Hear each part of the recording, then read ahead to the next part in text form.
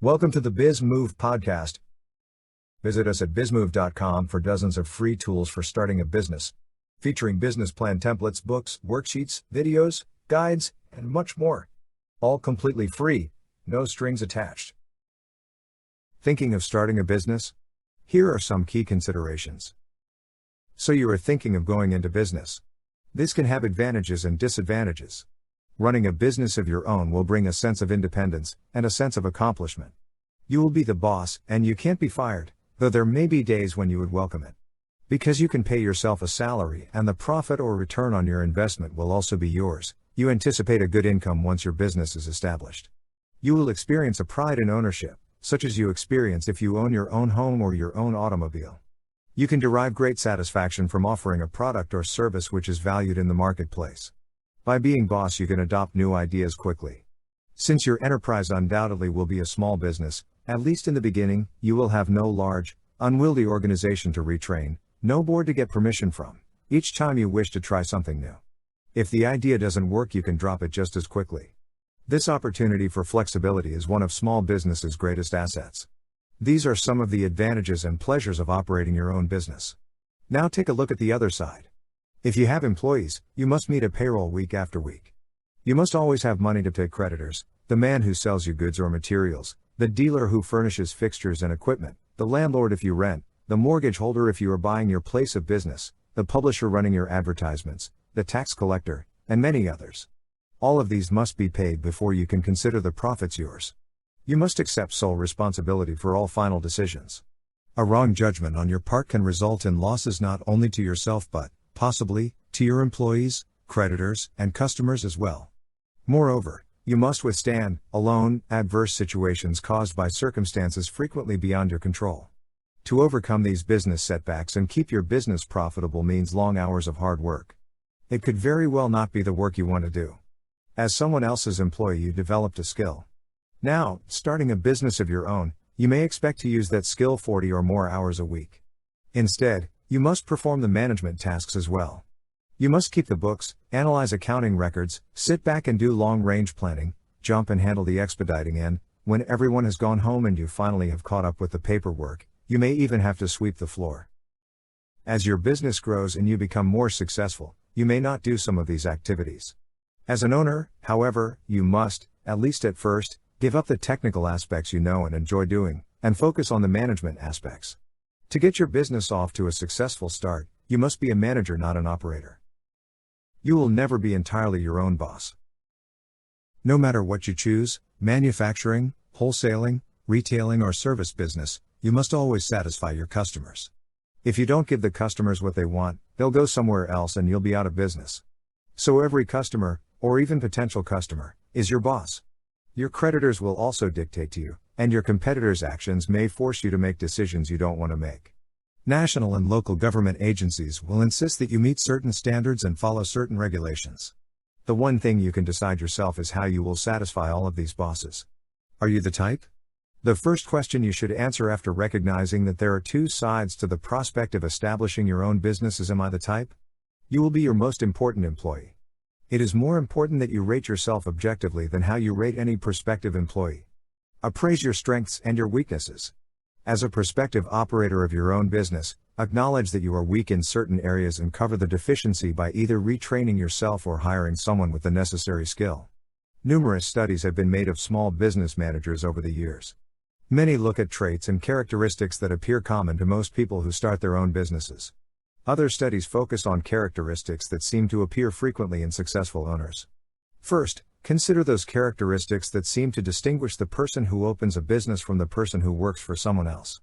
These studies investigated successful and unsuccessful owners, some of whom went bankrupt several times. Some were successful only after the second or third try. The characteristics they share might almost be said to predispose a person into trying to start a business.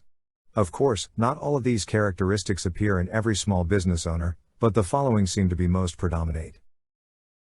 Strong opinions and attitudes. People who start their own business may be members of different political parties, feel differently about religion, economics and other issues. They are like everyone else. The difference is they usually feel and express themselves more strongly. This is consistent. If you are going to risk your money and time in your own business, you must have a strong feeling that you will be successful. As you will see later, these strong feelings may also cause problems. If you want to start your own business, you probably have mixed feelings about authority. You know the manager must have authority to get things done, but you're not comfortable working under someone. This may also have been your attitude in a scholastic, family or other authority structure. If you want to open your own business, you are likely to have a strong need for achievement. This need for achievement is a psychologist's term for motivation and is usually measured by tests. It can be an important factor in success.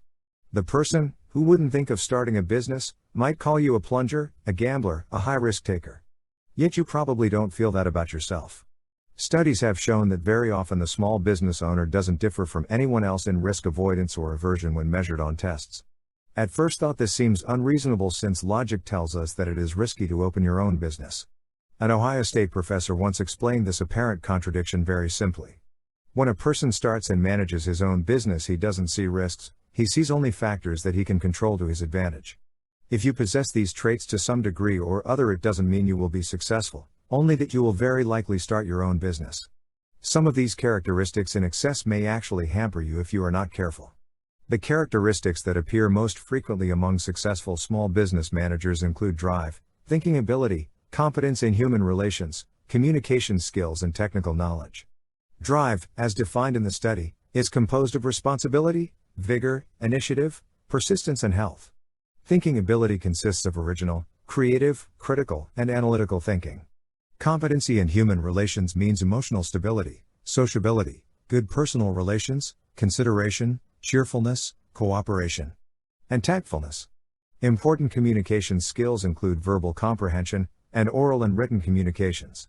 Technical knowledge is the manager's comprehension of the physical process of producing goods or services, and the ability to use the information purposefully. Motivation or drive has long been considered as having an important effect on performance. Psychologists now claim you can increase the motivation and the personal capacities that will improve your effectiveness and increase your chances for success. Much of the development of such achievement motivation depends on setting the right kind of goals for yourself. What business should you choose? Many of you have already decided what business to choose. Others may still be seeking answers from counselors. Whether you have decided or not, you will find it helpful to continue your self-evaluation. Begin by summarizing your background and experience. Include jobs, schooling, and hobbies. Then write down what you think you would like to do. Does what you would like to do match up with what you have done? It is helpful if your experience and training can be put to direct use in your new enterprise. What are your prospective needs? What are your prospective customers' needs? You may make money doing something you don't like if people will pay for it. On the other hand, you will never make money if people don't need your product or service, no matter how happy you are doing it. Experts have said more companies fail because they are in the wrong business than because they are doing business wrong. Read, listen to the experts, talk to business people, try to determine where growth will occur. Most new businesses can only get customers by taking them away from someone else, or by attracting new people entering the area. In other words, don't start a contracting business in a community where the population is decreasing even if you are a good contractor. At this point, try to match your background and interests with what you see the needs to be. If they match, wonderful. Now all you have to do is discover how to offer the customers more for their money than do your competitors. If the needs and your background don't match, don't despair. Get training by working in a company that provides a product or service that is needed. Find a job in a well-managed, successful company of the kind you are contemplating.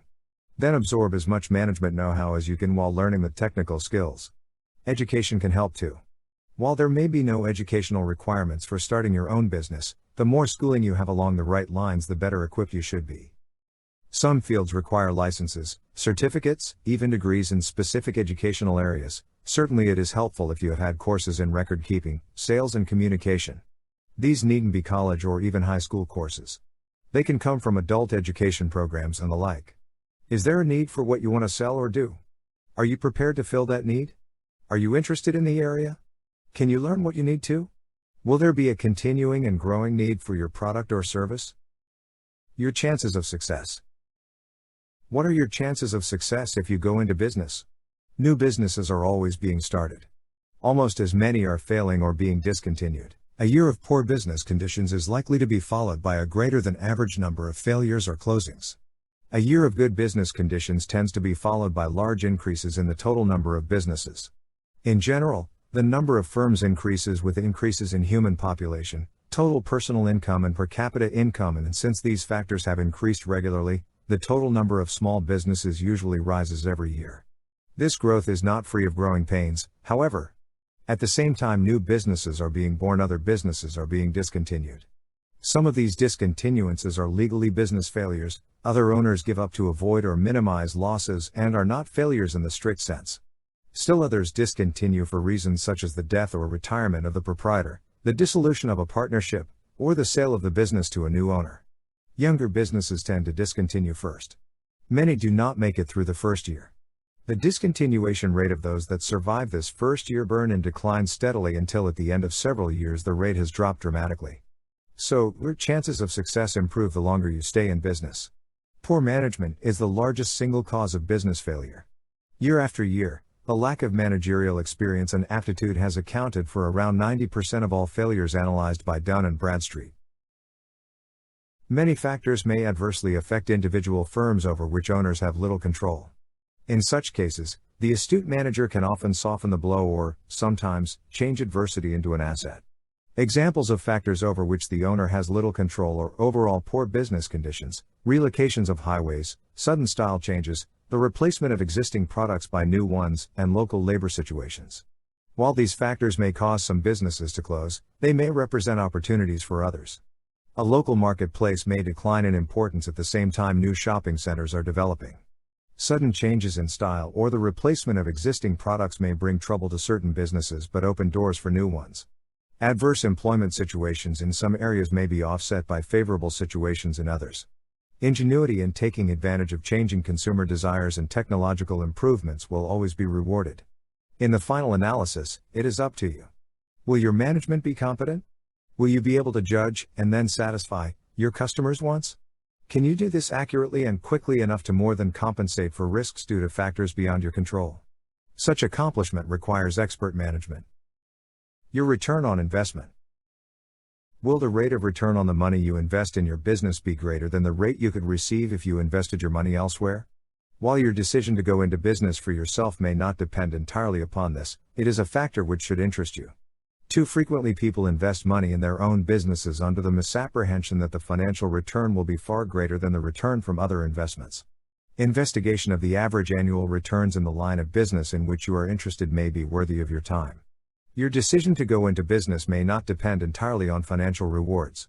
The size of the potential return on your investment may be overshadowed by your desire for independence, the chance to do the type of work you would like to do, the opportunity to live in the part of the country or city you prefer, or the feeling that you can be more useful to the community than you would be if you continued working for someone else.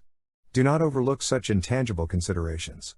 But remember, you cannot keep your own business open unless you receive an adequate financial return on your investment. Thank you for listening. Visit us at bizmove.com for dozens of free tools for starting a business. Featuring business plan templates, books, worksheets, videos, guides, and much more. All completely free, no strings attached.